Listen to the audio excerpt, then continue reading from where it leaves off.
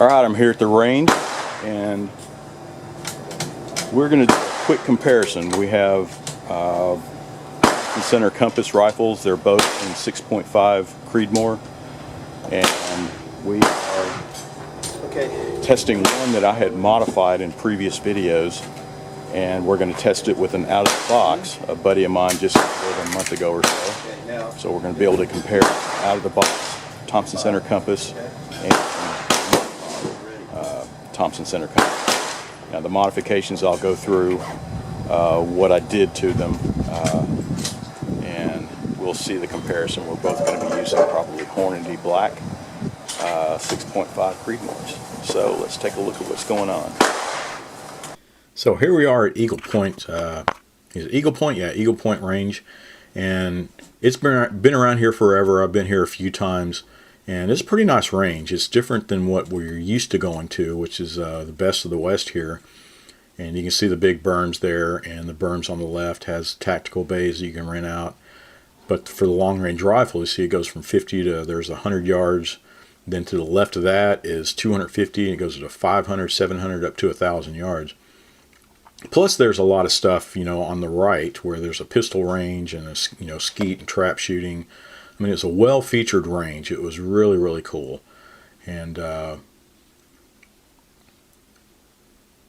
you can kind of see from a top view here, when you're looking across to the horizon, you can see how far it goes back. I mean, you can go down to 1,000 yards, but they got into a brouhaha with landowners and developers and forced them to close down that rifle range. And apparently they couldn't make it, and they had to shut down. So here we are. This is our go-to range now. And so we decided to, a buddy of mine just bought this the TC Compass, and it's identical to one that I bought about 1.5 years ago. So we wanted to do an out-of-the-box shooting with his, and you can see we're trying different ammos.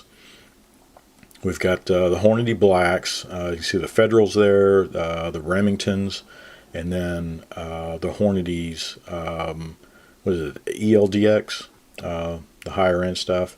And with mine, you can see this is one I modified, putting a Boyd stock on it, bedded the rifle, and used the V3 Precision pillars on it. And I even played around with that de-resonator there on the barrel. So I just wanted to come out and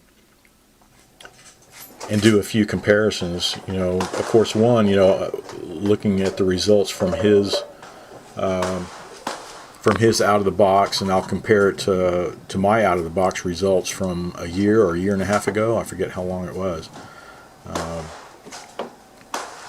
And then compare it to the modifications that I did on mine. And because so far, when you're handling it, the shooting is about the same. Sometimes you get a little better groupings, but for the most part, it's a totally different feel when you put the Boyd stock and do it properly, and it did a trigger job also. Forgot about that. So it's a totally different feel when you're shooting, and which I like a lot. But it is tempting to go ahead and get another TC Compass, because after seeing the results, after shooting it, it's like, man, that could be my bang around gun. Say if it's raining or inclement weather or conditions are bad out there,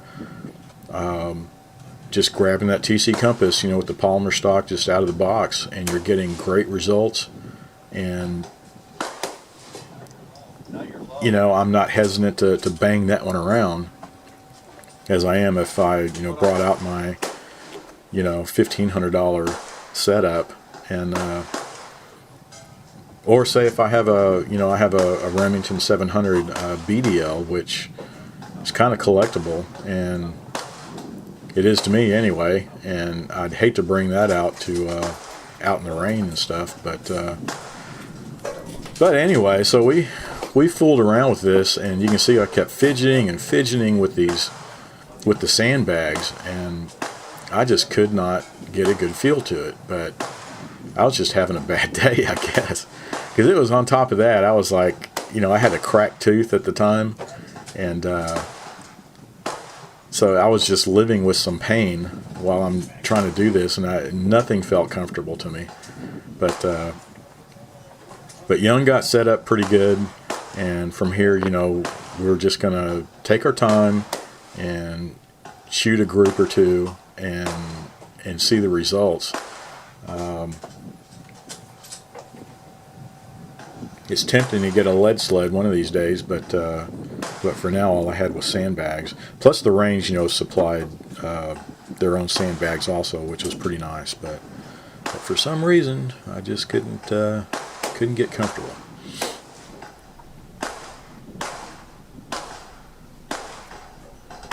And the good thing about this range,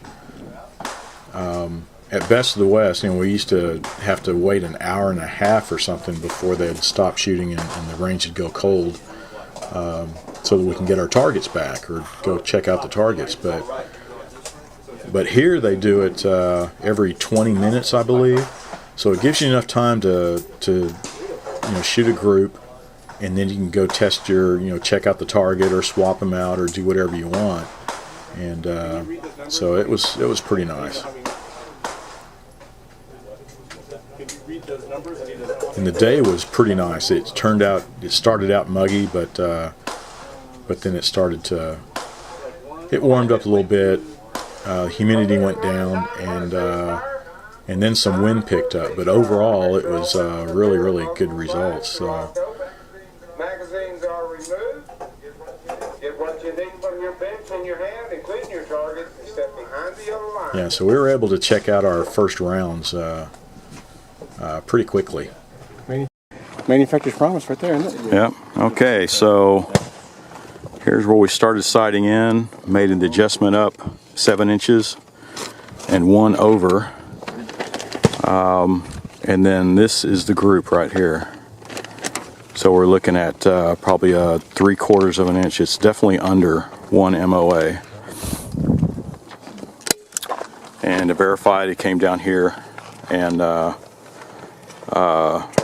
you targeted off of this. Yep. Yeah. Targeted off the center one and shot that group to kind of verify what was going on. So, and this was the second round. And I know that shooter error, I yanked it, but it was still pretty consistent. You can see the elevation's right on, and the wind's gusting, so it's kind of hard to tell. It looks like it's from behind us, but given this berm that's around us, it seems to swirl. But that's fine. So we came out with a great grouping here. We're going to continue on and look at compare the different ammo on the out of the box. And I might try playing around with the muzzle. What's that thing called? De-resonator, I guess. And see if I can tweak it. That was the Hornady Black. Yeah, Hornady Black. 140 grain. So here was our second round, and you can see there was the pattern with the Hornady Black, and he shot a couple of the targets here. That one, the one to the left, was the Remingtons, and you can see it's about 1.25 inches, 1.5 max. And then that was the Hornady, the higher end, the ELDX. He was kind of surprised. Seemed like he had a good group going, and I think he might have yanked that one. I can't remember, but all things said, I'll bet he could keep a 1 inch, a 1 MOA with it. But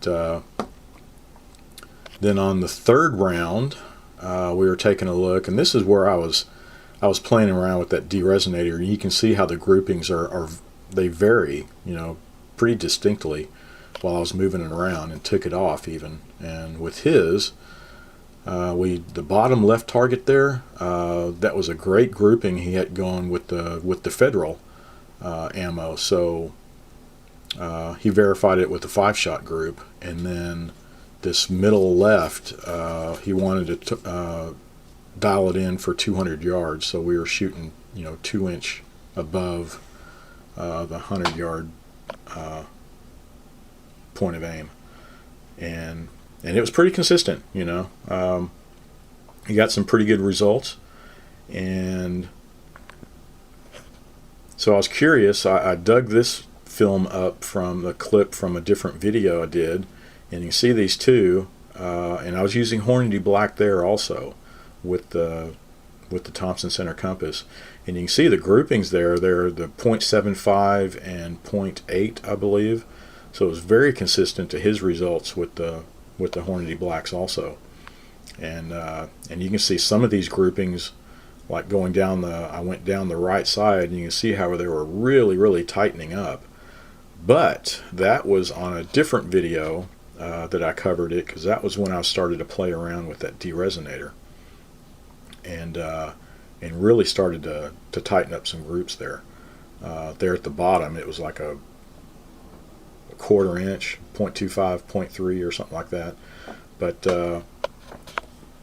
so overall, it's pretty good to see that the rifle was consistent. One that I got a year and a half ago to his, that was he got it about a month ago, but they performed very well, and we kind of standardized on the Hornady Black and got consistent results using the rifle. And so it lives up to Thompson Center's claims. You know, it's sub 1 MOA, as long as you can, just try some different ammo brands, off the shelf, and see which ones perform best for you. Or if you want to start reloading, I'm sure you'll get some great results. With mine, you can see where, like I said, it was a totally different feel when I switched the stock and did the trigger job and all that good stuff. And I played around with that deresonator, which I do want to do it again, because it shows some promise, and you can see the results on paper. But I think when I was playing around with it and I took it off and made some shots and did a grouping, and I think I misplaced it or left it at the range. So I'm going to have to get another one. But I do want to take it to the range and do a proper test plan and really center that in and see how tight groupings I can get with it. But that's about it. So thanks for watching. Be sure to subscribe, watch for our next videos, or visit me at v3precision.com.